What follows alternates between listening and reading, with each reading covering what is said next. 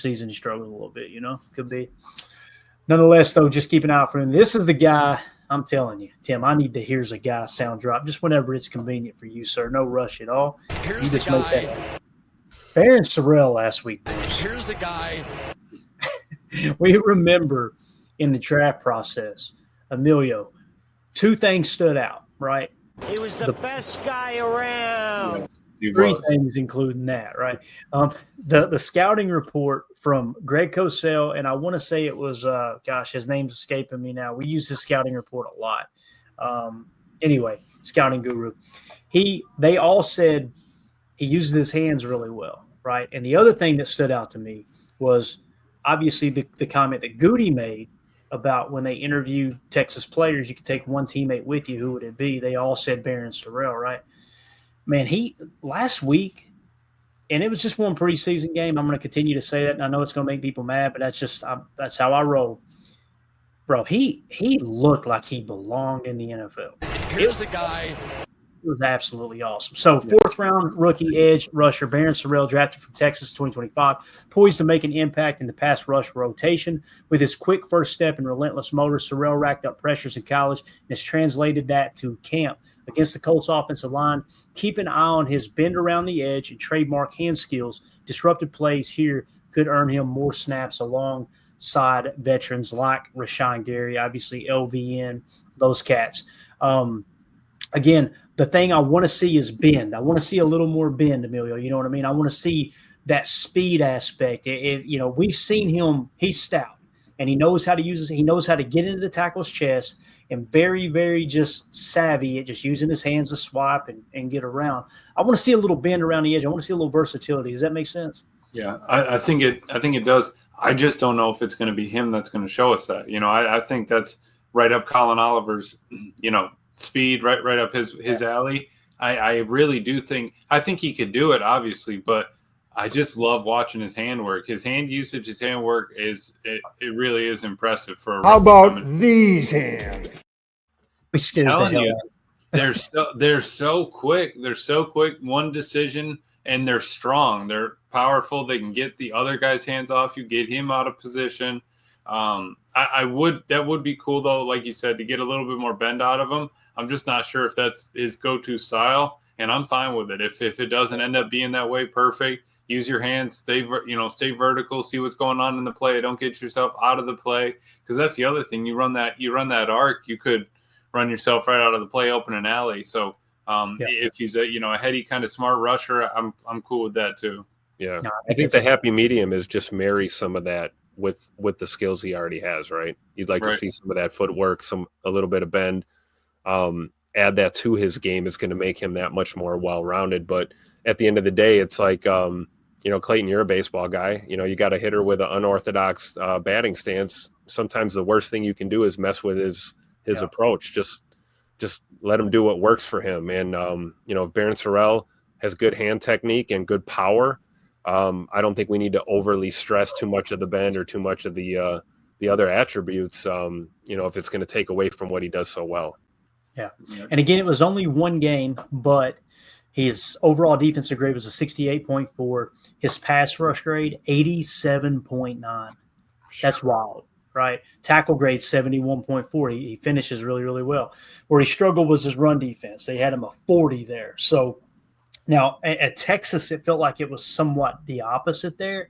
I know Texas A&M, they really keyed in on stopping the run. I don't know enough about Texas as a group collectively, if they keyed in on the run or really let those guys pass rush.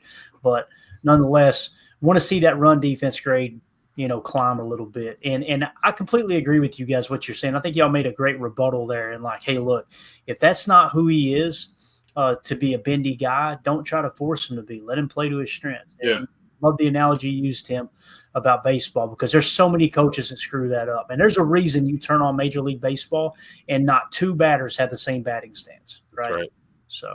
So True. Same thing with a golf swing, right? All the golfers out there, you spend all that time at the range and you got an instructor and you're paying $200 an hour for tips. And sometimes the best tip is do it how it feels natural. Yeah. Whatever your approach is, let's not try and reinvent the wheel and just do what you do best. Tim, I can't clean up my slice. I just turned myself like 20 degrees left and just you just play the slice, right? Yeah, I just turned right into it. You know how I cleaned up my slice? I was like, this golf thing ain't for me, man. Yeah, you closed the pizza box and said, Mandy, get me another one. Put the golf club down and picked up a daddy soda. Said, the hell with this. I'm going to try the stuffed crust this time. Yeah, let me get that slice, Mandy, please. Nah, it's a great point, though, man. And again, that's what I mean by that Ben comment is it's the only thing I see lacking, and it's early. But it's like, man, if he shows he can speed rush on the outside and get a little more bend, the way he uses his hands, the power he's got, man, it's the sky's the limit for Barron Serell. It's a 4th-round pick, guys, and I know people go, how often do those hit? When your name's Brian Gutekunst, they hit pretty damn often. We've seen it over and over and over again. So look for him. Number 6, I know y'all going to get excited about this. Defensive tackle Nazir Stackhouse. Undrafted free agent Nazir Stackhouse signed up. The 2025 NFL Draft has emerged as a surprise in the defensive trenches. 6'3", 320-pound run stuffer went unselected, but quickly impressed Packer scouts with his anchor strength and gap control. That sounds like a move that Jacob uses at the office. As a roster bubble player, watch his ability to clog lanes. That's my job. His ability to clog lanes against Indianapolis interior runs. A dominant showing could make him the team's not draft pick equivalent. So Nas last week, according to PFF, did not have a good game. 48.7 run defense grade of 51.1, pass rush grade of 54. I seen a few plays where he flashed. And one in particular where it was a 4th down run, 4th and short, and he splits a double team, reroutes the running back, and I think it might have been J.J. Enagbari that actually got the tackle that stopped the play. But boy, oh boy, Nas is the one that broke that up. I don't expect Nazir Stackhouse to be a great pass rusher. What I want to see him do is get in there and be able to anchor. When you do go to a jam front, when you go to a 5-man front, if you want like a modified 5-2 look against a run-heavy 12 personnel or something like that, show me that you can continue to do what you've already shown, right? You don't have to, you ain't got to reinvent the wheel here. Now, it's just interesting. Tim, he feels like from what we've seen, he's a slam dunk to make the 53, but this guy's undrafted. Like he literally just leapfrogged Warren Brinson on the depth chart. It seemed like 10 minutes into training camp, Yeah. It's hard to look at Stack and not see TJ Slayton's direct replacement, right? Yeah. I mean, you talk about a 0 or a 3 tech guy, like you said, somebody that's going to help you in the run. Probably isn't going to jump off the charts as a pass rusher, but you're not necessarily asking him to do that. You're asking him to be big and strong and, plug those gaps in the run fit. And, he's a raw talent, like you said, UDFA, but he's a Georgia boy, right? We love our Bulldogs up here in Green Bay, and especially defensive side of the ball. And there's a lot of reasons to be excited about Stack. It's going to be fun. This is another guy we got to watch tomorrow night or tomorrow afternoon in this preseason game for sure. I think it's fair to say, like, as of right now, it feels like, man, this guy's making the 53 for sure. But you'd like to see him put another good performance together here. He's looked good in camp. PFF didn't like him last week. I would have been a little bit nicer than PFF was with his grades. All the more reason for him to have a great performance tomorrow and really prove why he's here. I think this could be, one of our better UDFA pickups in the last couple of years when it's all said and done. All right, because he absolutely needs to show up if he wants to make the roster. If he doesn't, it's not like he has a draft pick to fall back on that. Oh, hopefully they keep me because I'm a 7th rounder. No, man, you're going out to make a living, to get that paycheck. That's why you're out there right now. And he's been showing up so far. Let's keep it up. Obviously, the grades don't reflect that, but I do think he was in on a couple of those I didn't give him credit for. Yeah, we got breaking news here, guys. Tim, breaking news. Ron Sample says Ben Johnson and Caleb Williams share a straw drinking beers. Get ready to go. Heard it from the fan. All right, moving along. Number 7, Tyron Hopper. Here's a guy. This dude right here, man, I want him to break into that base 4.3 so bad. So bad. It's a 3rd-round pick. Entering his 2nd year after being drafted in the 3rd round in 2024 from Missouri, linebacker Tyron Hopper is looking to build on a rookie campaign that consisted of limited snaps, His sideline-to-sideline speed and tackling in space make him a versatile piece in Jeff Hafley's defense. In this preseason tilt, observe his coverage skills against tight ends and running backs, as he is already known as a thumper. Improved instincts could lock him in as a starter in Hafley's 4-3 base. Now, you guys know last week, boys, 88.6 PFF grade off 35 snaps. Run defense grade 79.6, tackle grade 81.7, pass rush only 60, coverage grade 75.8. That is not normal. Now, we'll see what he does tomorrow. But I don't know about you guys. I want to see Tyron Hopper get 40-plus snaps tomorrow. I don't want him to come off the field, Emilio. I want that dude to stay on the field and show us what he can do and see if he solidifies what he did last week. We got to seriously start thinking about it. I know he's more of a mock type backer, but how can we fit him into that 4-3? Because Isaiah Simmons struggled last week.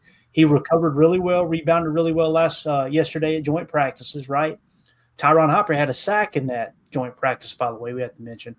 Isaiah McDuffie is in the lead right now as that third linebacker. But, man, Goody's sitting back there going, a half. I know McDuffie was your boy at BC, but Emilio, this is a third-round pick we spent on this kid, and he's flashing right now. Yeah, I mean, you at some point you got to get him out there on the field and let him rep, let him play. It was Baldy or GM Shuffle. They were talking. I mean, if the dude picked in the first round was so good, why is he not on that original team that picked him, right? And that's kind of where I was with sort of Isaiah Simmons. It's like if he's been around to a couple different teams, picked in the first round, 8th overall, top 10, why hasn't that worked out?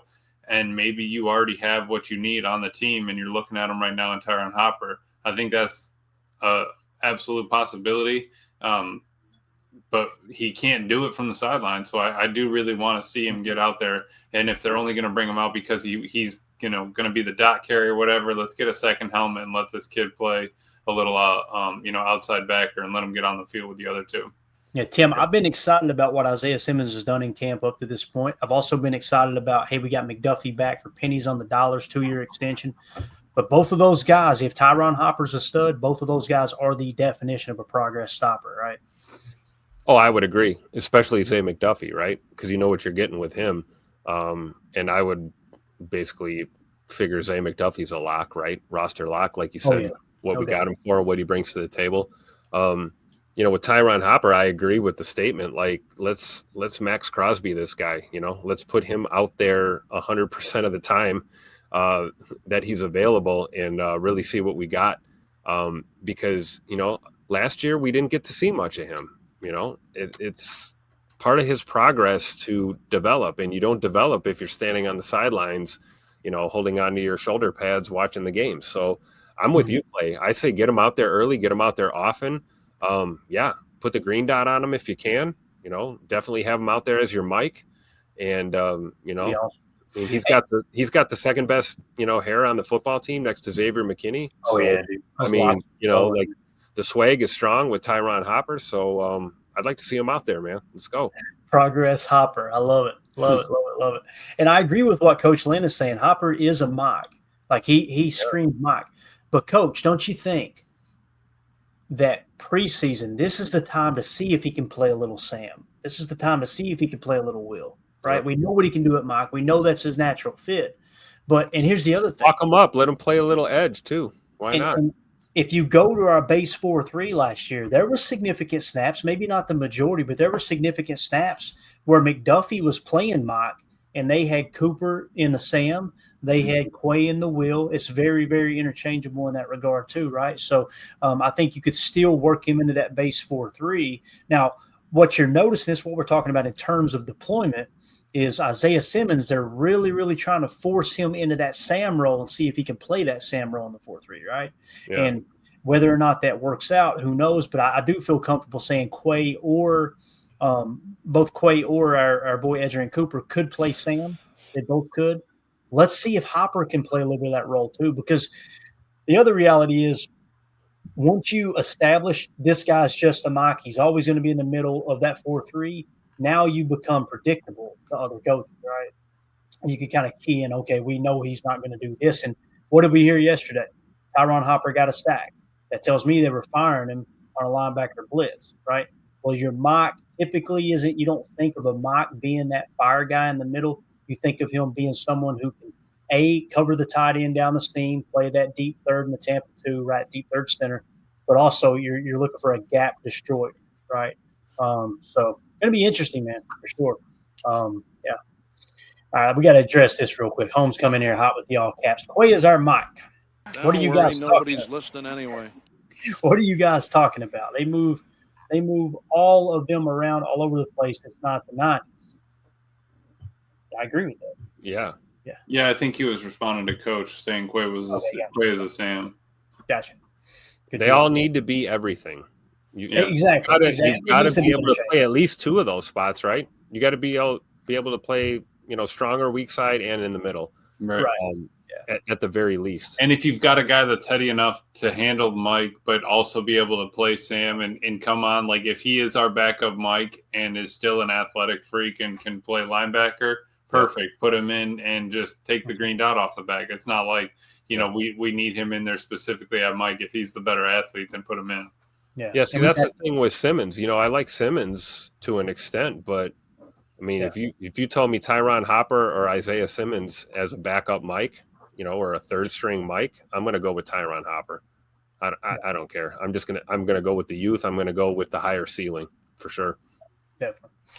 All right. And I know some people hear mock and they think it just means green dot, right? And no, it doesn't. It's simply not the case. Yeah. And I'm not saying Holmes or anybody else is saying that in the chat. I'm just, again, like Holmes said, it's not the 90s anymore. But now's the time, though, to try these guys out at different positions and kind of get a little bit on tape there. And again, when I say a little bit, guys, 35 snaps last week, that's not a little bit. That's a whole lot of tape to really dissect and go through. So number 8, Isaiah Simmons, free agent addition. Isaiah Simmons signed in April, brings athleticism and positional flexibility to the linebacker group. The former top 10 pick has shown flashes during camp, but struggled in last week's debut versus the Jets. Watch for his coverage prowess in Indianapolis. With 4 solo tackles already in the preseason, Simmons could prove invaluable in pass defense. Again, I think they're going to try to see if it is still a superpower for him to be able to cover the tight end, maybe put him at Sam a little bit more. I don't see them trying to move him around much. I think they're trying to go, okay, is this a guy that if we get a little banged up on the defensive side of the ball, specifically at linebacker, can we just count on him to play 4-3 Sam for us? That's what it feels like. They're really just saying, show us you can do that first, right, is what it feels like. And again, last week he did struggle, guys. It was ugly. You might want to turn your head. 29.4. Coverage grade, 27.9. Tackle grade, 27.8. And that may seem extreme, but man, he made the highlight reel for all the wrong reasons. There was times that there was ball carriers in space and he just completely whiffed, took a horrible angle. Other times he got completely turned around in coverage. It looked ugly. It really did. Hopefully he rebounds this week because he does seem like a great guy, and you could tell Edgerrin Cooper kind of gravitated toward him in camp. You could tell they really like this guy in the locker room. But again, I saw that with Quay as well, like a real good connection with the linebackers in general. Clearly Isaiah Simmons is a great teammate and a great person. The question is, does he fit that mold, X's and O's on the field for us, right? Yeah, it doesn't win you Lombardis, does it, Tim? Being a good person, unfortunately. Unfortunately. Yeah. You got anything to add to Isaiah Simmons here, Emilio? You good, man? Yeah, no, there's no way we could sneak him onto the practice squad. I think you could, possibly. Maybe, right? I mean, listen, let's say that PFF is everything, and everybody around the league looks at the tape and go, boy, that was a 29. Yeah, you shouldn't have any problem getting him on the practice squad, yeah, right? That's fair. Now, do I think there's another team that might get a little banged up at linebacker and say, hey, former first-round pick? Because, again, when teams go to sign free agents, especially as camp breaks, guys, the first thing they look at on the free agent list, go back to our draft grades. What kind of grade do we have on him, right? So, and I mean that's fair, but then they have to give up a roster spot to pull him. And if he wasn't, what we needed at the time to bring in, fine, we were just bringing in, just another body sort of thing, and we just had him as a backup. I'm not worried about that. They had to give up a roster spot to take this guy off of our practice squad. And I really, if you could get into the practice squad and then you get a little later in the season, somebody gets banged up, they're deactivated, you activate him off the practice squad, and bang, you got a special teams ace. Throw him out, right? That's huge. So I like that, Emilio. That to me would be best case scenario, to be honest with you, is put him on the practice squad, call him up a few times when you need him on game day special teams help. So, but we'll see. Have to, right? Because you think if you put him there, you better call him up a couple times because he's going to be gone pretty quick. I mean, not super fast, but I don't think you'd hang around on a practice squad for too long, right? No, I think it's number 9 on the list. Second-year cornerback Kayn King, a 2024 7th-round pick from Penn State, battling for depth in the secondary after flashing ball skills in limited rookie action. King has been sticky in coverage during training camp and red zone opportunities last week. You guys know he had 2 end zone breakups. Really, they were in the red zone, obviously, but he broke the pass up in the end zone. Built ass. Against the Colts receivers, focus on his technique and consistency within the defensive calls. That's what I'm looking for. I want to know, Tim, that he knows exactly where to be. You know what I mean? That's the main thing, Emilio, I'm focusing on with Kayn King. I think he's got natural talent. You can see it in his ball skills and everything, the way he jumped the route. I think it was on family night. But show me that you know where the hell to be at all times. And it's kind of hard to look at that in preseason because everything is so vanilla, you know? Yep.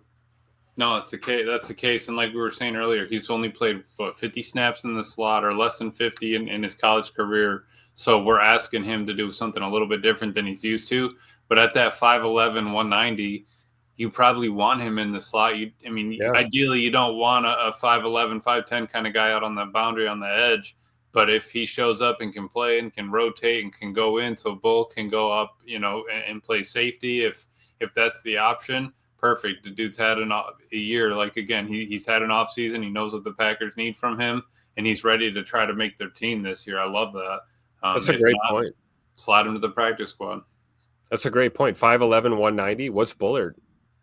Isn't Bullard right around that kind of? Yeah. Maybe 6 foot.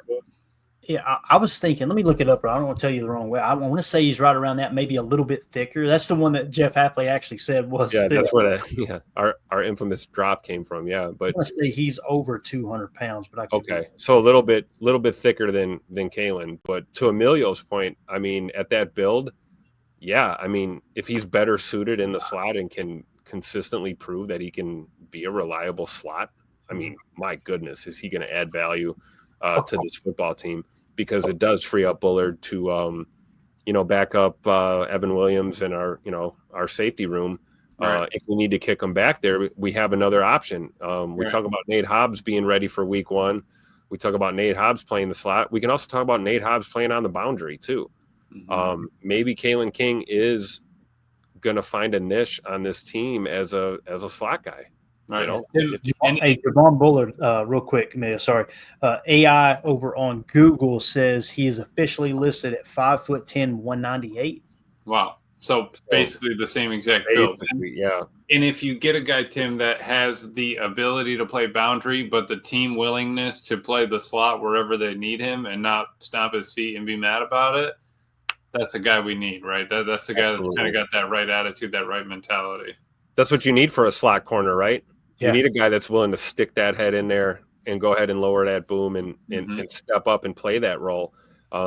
Sometimes you've got corners that are better suited not to do that, right? They're better off on the boundary and, playing coverage. So, you get hybrid guys like a Bullard or a King, and this is where you need to put them. So I really hope Kayn King honestly makes this 53 this year, guys. I really do.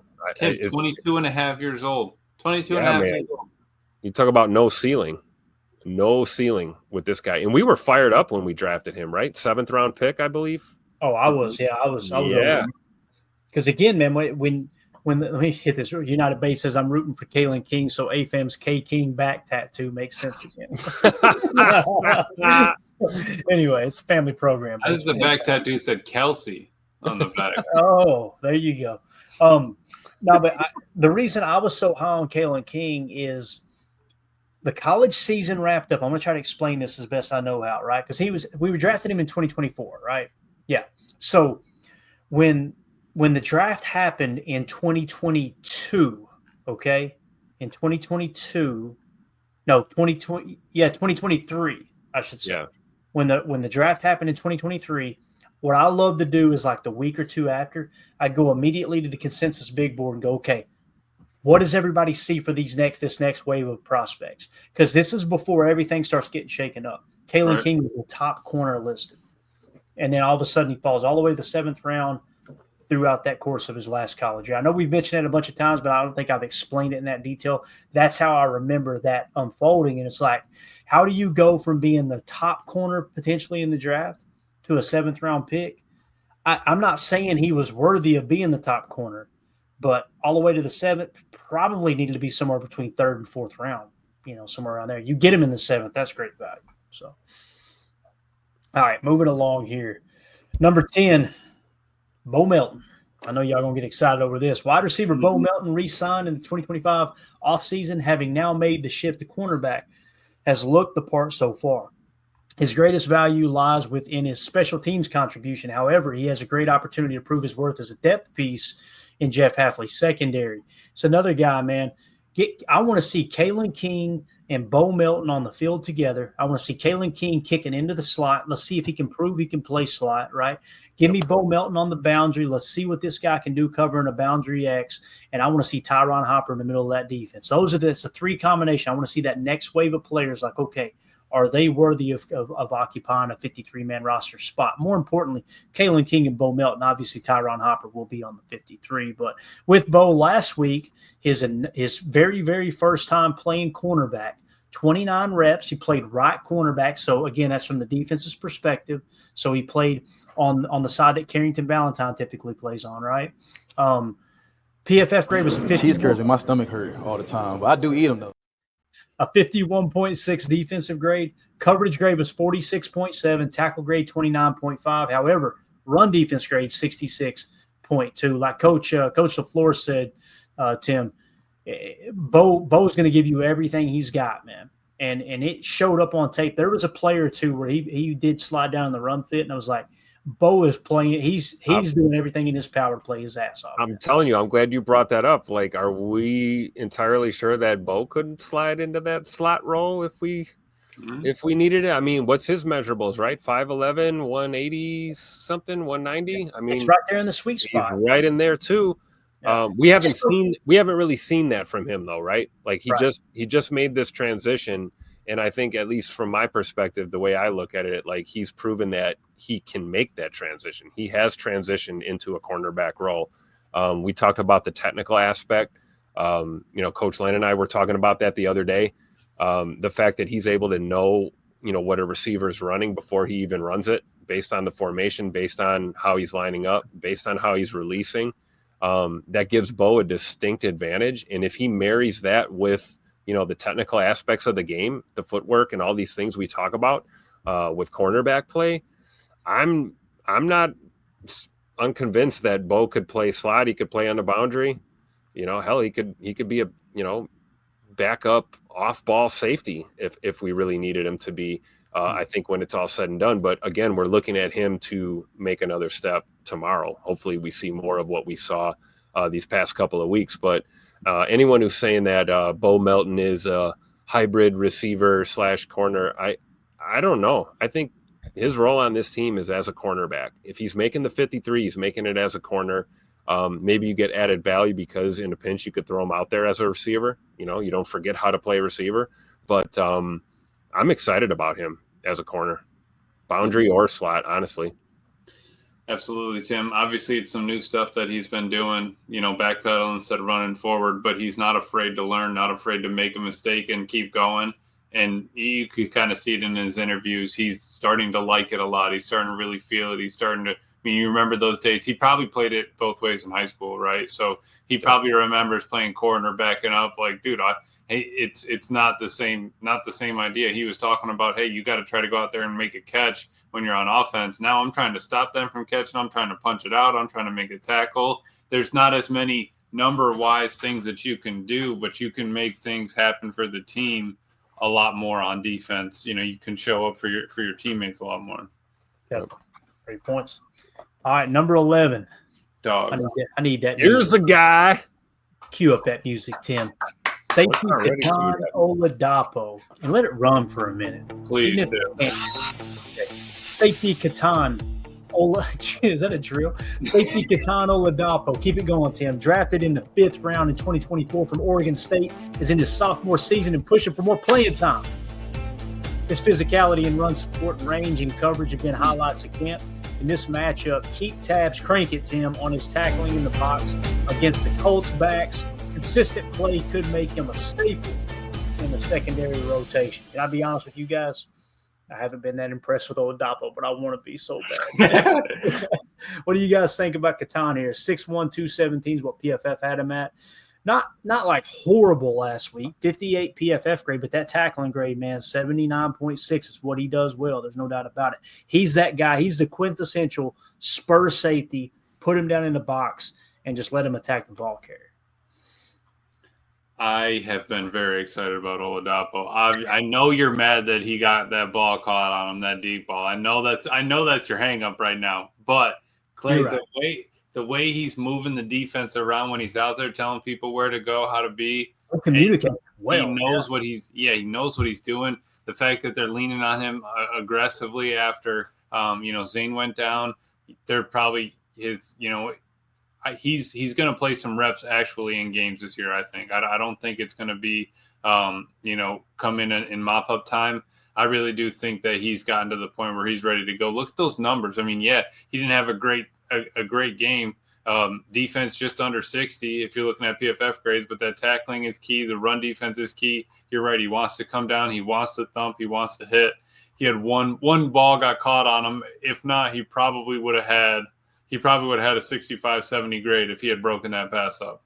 Yeah, Yep. I could not agree more with Ron Sample here either, man. I'm so disappointed he doesn't have the green and gold hair this year, man. Like, you got to paint that hair this year, Tim. You got it.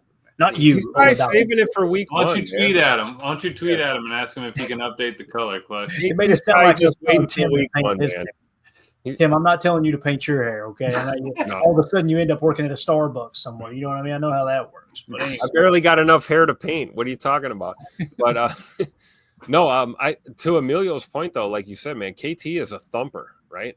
This guy is not afraid to go in there and lower the boom, right?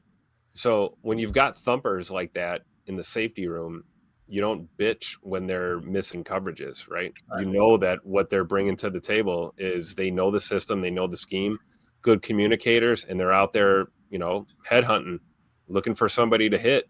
You need guys like that in your secondary. I'm okay with the occasional missed, coverage rep if he's wrapping guys up and lowering the boom, and I'm with you, Emilio. I'm ready to see it this year. Hopefully we get a lot more reps from KT Olapo this season for sure. Absolutely. There you go. There is your 11 players that I'm looking to watch tomorrow. Is there anybody that didn't make the list here that we maybe didn't mention throughout the course of the show, guys, that y'all would just like to briefly hit on before we wrap up? Or do you think we've pretty much covered it there? I think Marshawn Lloyd was the one we didn't talk about that most people were wanting to see, right? Yeah.